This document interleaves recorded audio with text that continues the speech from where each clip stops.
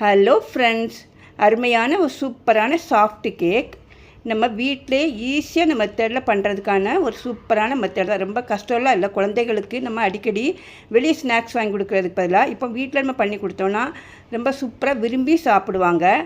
அதுக்கு first 3/4 cup அளவுக்கு சீனி எடுத்துருக்கிறேன். இந்த சீனியை நான் மிக்ஸி ஜாரில் நல்லா பவுட்ரு பண்ணிக்க போகிறேன். இதே மாதிரி பவுட்ரு பண்ணிக்கோங்க. அதில் 2 முட்டை, நீங்கள் முட்டை யூஸ் பண்ணலைன்னா அதுக்கு பதிலாக 1/2 கப்பு தயிர் போட்டுக்கோங்க. அப்புறமா 1/4 கப் அளவுக்கு எண்ணெய், நம்ம சமையல் எண்ணெய் யூஸ் பண்ணுவோம்ல, அந்த எண்ணெய் 1/4 கப்பு ஊற்றிக்கோங்க. அதை போட்டு நல்லா மிக்சியில் நல்லா அரைச்சிக்கோங்க. 3ஐயும் நல்லா பிளெண்ட் பண்ணி எடுத்துக்கோங்க. எல்லாம் சேர்ந்து நல்லா மிக்ஸ் ஆகி வரணும். அப்புறமா அதை நம்ம கேக் பண்ணுற மிக்சிங் பவுலில் மாற்றி வச்சுக்கோங்க. அதில் 1/2 கப் மைதா எடுத்துருக்குறேன். மைதாவும் அதில் சேர்த்து மிக்ஸ் பண்ணிக்கோங்க.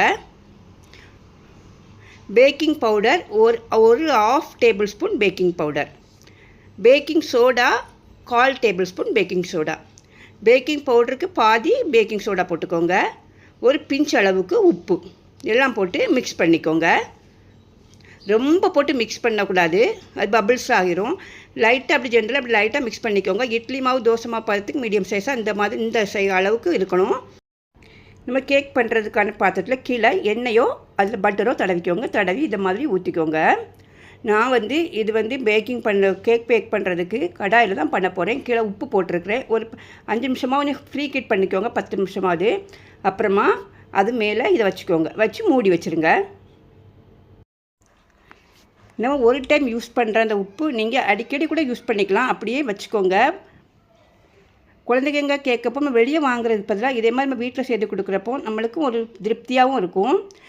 இதுக்கு பதிலாக மைதா மாவுக்கு பதிலாக கோதுமை மாவு கூட யூஸ் பண்ணிக்கலாம். அடுப்பில் சிம்மிலே வச்சுக்கோங்க. அடுப்பை கேக் பண்ணுறப்போ ஃபுல்லாக வச்சிடாதீங்க. அப்பப்போ ஓப்பன் பண்ணி பார்த்துக்கோங்க.